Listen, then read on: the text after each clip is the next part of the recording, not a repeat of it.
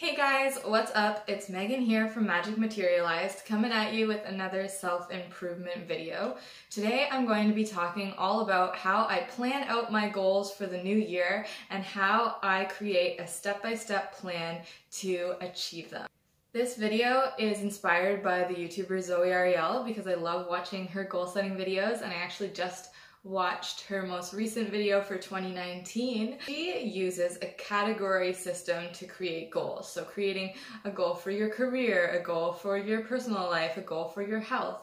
I really like this idea too because it lets you have a focus for each part of your life, and that way you're not feeling the imbalance of being focused on one particular house or realm of your life. Instead, you are spreading your energy throughout all of the different aspects of your life that are important. So some categories you might want to focus on at the start of the year are creative goals, career goals, travel goals, self-improvement goals, charity, finance, and education. I find that having a visual to reference about my goals is really inspiring to me, especially if it's laid out in a really cute way that reflects your personality.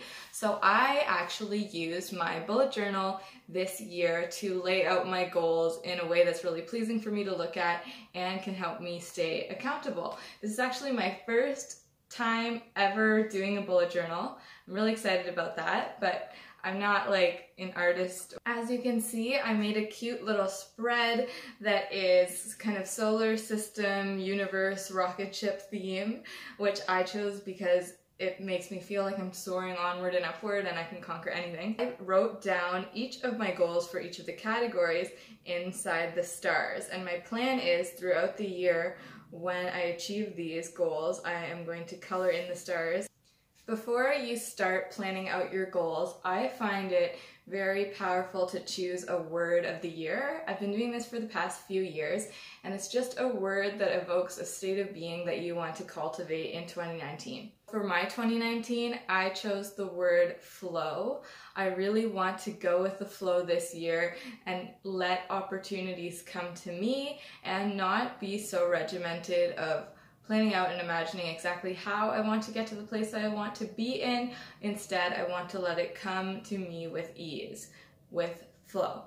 I find that once you've chosen your word of the year, when you're looking at the specific categories to make your goals in, you can think about which goals or intentions are going to help you feel the state of being of your word of the year. For me, flow. In my career, in my self-improvement, what goals can I work towards that are going to help me feel flow? I started out my list with a creative goal. Again, I was getting ideas for the categories from Zoe's video, so definitely watch that. And my creative goal is to create a piece of theater. I'm an actor, and in recent years I've definitely done more projects where I was just the role of an actor and following along someone else's creative journey, which is fulfilling in a different way. But I think that life really starts to unfold for you when you start taking a front seat, driver's seat role. And that's why I want to create a piece of theater. For my career goal, I chose a really big, audacious goal. And this is a good time to talk to you guys about dreaming big.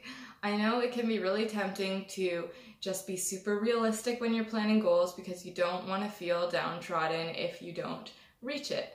But there's a reason why there's that cheesy saying that was probably on the wall of your third grade class: shoot for the moon, even if you miss, you'll land among the stars. I know, it's super cheesy. If you are aiming super, super high, I believe that that is always going to get you farther along your journey than if you choose something small and play it safe. And that's why for my career goal, I wrote down that I want to act in a feature film. But what you do when you have this big audacious goal is you break it down into little steps that you can easily achieve, and before you know it, you are inching closer towards that goal. And that's what I'm going to talk about later on in the video. The next category I chose was a spirituality goal. I wrote that I want to go on a retreat. I'm not sure if I want the retreat to be completely silent. I've been waffling around about that, but I want to go on a self-improvement spirituality retreat where I can further connect with my spirit guides and my highest path. I also have 2 goals in the travel section. The first one is to travel to Mediterranean Europe. I'm not exactly sure what that looks like yet. I'm letting it flow in towards me, but I'm very passionate about going to Croatia, Greece, Italy, the French Riviera, and so I'm trying to put out that kind of energy. My other travel goal is to live and work out of province. This goal is a bit in conjunction with a career goal because I don't want to just live in a different place. I want to be working there, doing either a theater contract, creating shows, filming, something like that. And I think it's actually really powerful when a goal can fit in 2 or more different categories. I think that strengthens the alignment of the goal. My self-improvement goal is to go tech-free for 1 day each week. And I don't mean tech as in like electricity and microwaves. I was talking to a friend of mine about this and he was like, oh, well, did you use the microwave? I mean social media, computers, cell phones. I want to be off screens for 1 day a week. And I've already done this for the first week of the year and it was very, very rewarding. I'm actually making a whole separate video on my resolution to decrease my screen time in 2019. So I'll definitely link that for you to check out. I think it's super important to have a charity goal because a lot of us have enough that we can give to others. So my charity goal is to create a monthly donation to a charity for homelessness in Toronto and Canada. For me, it can sometimes feel easier to give like a large sum of money to a charity one time, but in my research I've discovered that it's actually a lot more beneficial for them to have a smaller donation coming monthly for an entire year. So I'm making sure to keep that in mind and set up a monthly donation that they can rely on instead. Next, I'm moving on to my health goal. A lot of you can call this a fitness goal as well. But for me, over the years, I've discovered that fitness goals do not work for me. Regimented exercises where I have to stick to a strict schedule in the fitness realm, it never inspires me. So instead, I've chosen a health goal, and it's pretty simple. It's just to treat my body with respect. And what I mean by that is treating each part of my body as precious. When I was writing out this goal, I was imagining paying really special attention to nourishing my body with healthy foods. When I am feeling like I need exercise, responding to that call and just intuitively listening to my body, as well as being really diligent in a beautiful, skincare practice, hygiene practice, and just feeling really good in my skin. So I thought all of that was encompassed in the simple goal of treating my body with respect.